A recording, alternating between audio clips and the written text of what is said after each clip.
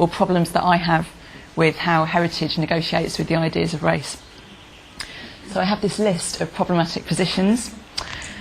My first problematic position is uncritical imperialism. So this is there to indicate how there's still a very sizable body of opinion which doesn't see any serious problem with the legacies of imperialism and race in heritage and acts to validate it. And uncritical imperialism takes a variety of forms. So for example, we might think about how it can appear through simply ignoring or airbrushing imperialism from the heritage narrative in question. So for example, if you go to Cadbury World in Birmingham, you don't hear anything about the systems of slavery that produced that chocolate. It's just ignored, it's just bypassed.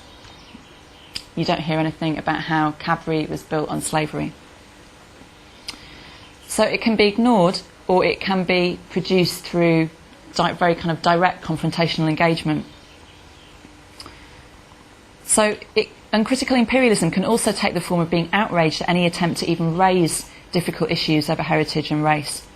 And one particularly graphic example here was the moral panic that was unleashed by the British press over the 2000 publication of the Perec report on the future of multi-ethnic Britain.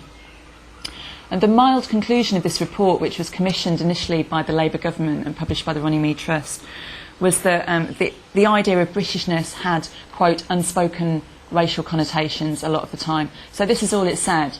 That some of the time Britishness has racial connotations. And this spawned the most, as I'm sure you saw, the most furious condemnation in the press. It was just incredible. As Bill Schwartz put it, it induced a staggering level of controversy.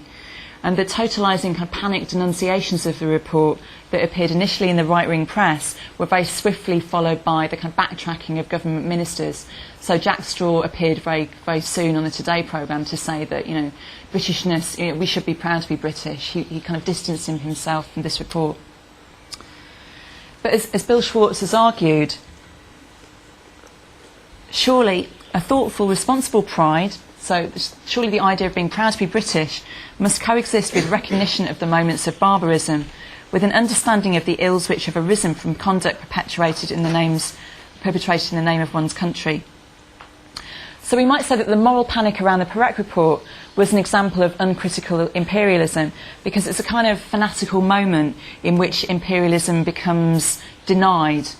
Yeah? It becomes kind of denied yet acted out again. It becomes denied and it becomes repeated and then acted out rather than worked through. So that's one kind of problem that's still around with heritage and race, I think. And the second problematic position is what we might call the white past multicultural present phenomenon. And this is how sometimes heritage can take the form of celebrating contemporary multiculturalism while simultaneously presenting it as something that's only happened very recently, and suggesting, whether implicitly or otherwise, that the past was a time when nationality was more simple and implicitly white. And there's now a huge body of work discussing how nations' histories are constituted through waves of immigration and diaspora, histories which effectively became whitewashed and streamlined with the invention of tradition in the 19th century, with the rise of nationalism and its cultural solidification. So in Britain is a space constituted by flows of, for example, Angles, Saxons, Normans, Huguenots, Indians, Africans, West Indians. Has been really well documented by loads of historians like Peter Fryer and Rosina Visram, just to name a couple.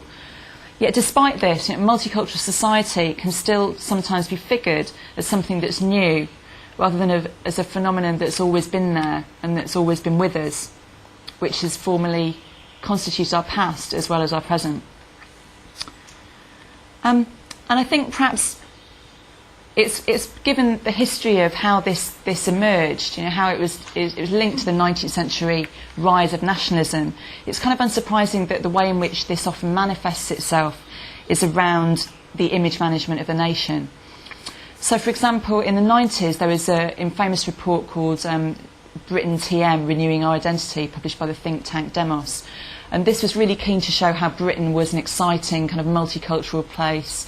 It kind of constantly went on and on about represent and Ronnie Size. And it pretty much represented Britain as multicultural now, as a way of kind of selling Britain as a tourist destination. So it presented Britain now as exciting and excitingly cool and mixed, yet it didn't really do anything to address these longer histories at all. And this is problematic. This kind of cultural amnesia is obviously problematic, and it can also be related to how the new Labour government has introduced a citizenship test, which, as someone like Gary Young has said, frames kind of heritage as something that's predominantly white and that you have to learn and agree to. I think this formation shows how it's possible for cultural landscapes to be configured as excitingly diverse whilst the kind of racialised legacies of the past are pretty much ignored. And the problem here is that people that are positioned as new and that are positioned as other have to continually kind of justify their presence on the one hand, and on the other hand it also kind of collectively impoverishes our knowledge of the past, as something that's incredibly rich and mixed and diverse in itself. So we might say then that the opposite of this white past multicultural present formation are projects that try and think about how our histories are very, very interwoven.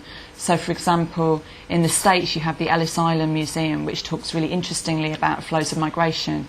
And in Britain, you might think about the Peopling of London project, which talked about different waves of migration into London. Or 19 Princeler Street, which is trying to set itself up as a museum of migration. So that's the second one. And in a way, I think that formation of the idea of white past and multicultural present might itself be thought of as a variant of the third one, which is multicultural tokenism. And this is when heritage practices attempt to engage with the idea of the legacies of race, but they end up doing so in a very gestural fashion rather than integrating them with any kind of thoroughness and longevity. So, for example, Naseem Khan gives a very vivid example of how Glyndebourne, the opera house, once fulfilled the 4% ethnic minority quota demanded of it by staging a one-off production of Porgy and Bess. And she says, very dryly, no one who had been to Glyndebourne recently would be able to see the effects of that brushed with diversity.